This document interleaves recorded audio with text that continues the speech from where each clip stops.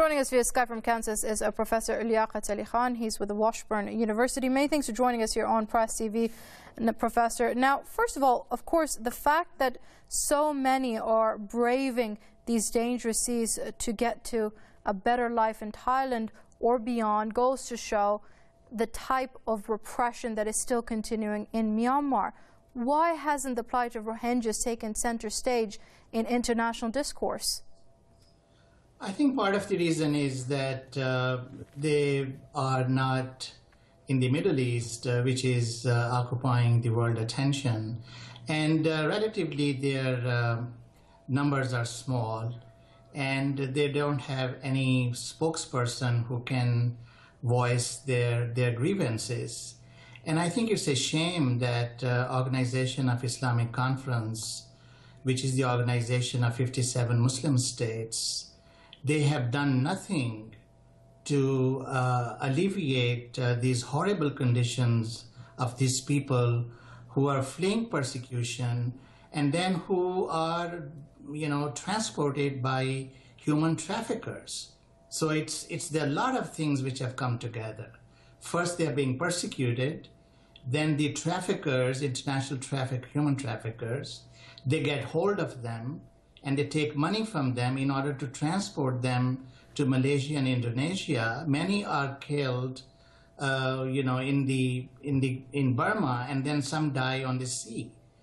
And I think it's about time that Islamic countries, particularly the Organization of Islamic Conference, they should come forward and help their Muslim brothers and sisters. I mean, this is most shameless attitude of the Muslim countries, that they have done nothing and they expect the Western Europeans and Americans to help these people. I think Muslims, they can help these small number of people.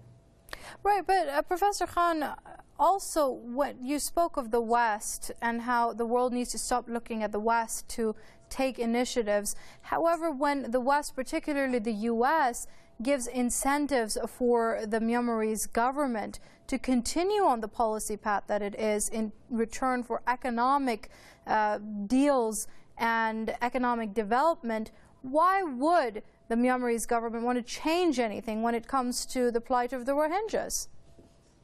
But I think the Muslim countries, 57 Muslim countries, remember these are the Rohingyas, these are people who migrated from the Middle East to Burma 1,000 years ago.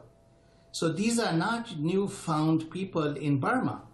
So these are Arabs, these are Pakistanis, these are Iranians, and their descendants who are Rohingyas.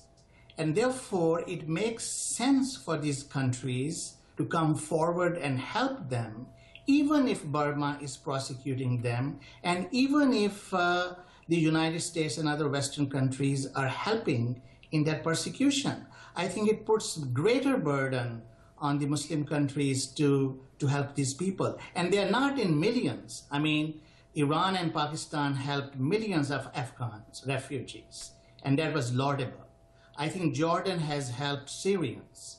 But it is about time that Muslim countries, in addition to Indonesia and Malaysia, they help Rohingyas, because their condition is terrible, they are poor, they don't have any political clout, and therefore they are the most helpless Muslims on this planet. All right, something for the Muslim world to ponder upon. That's Professor Liaqat Ali Khan with Washburn University joining us via Skype from Kansas.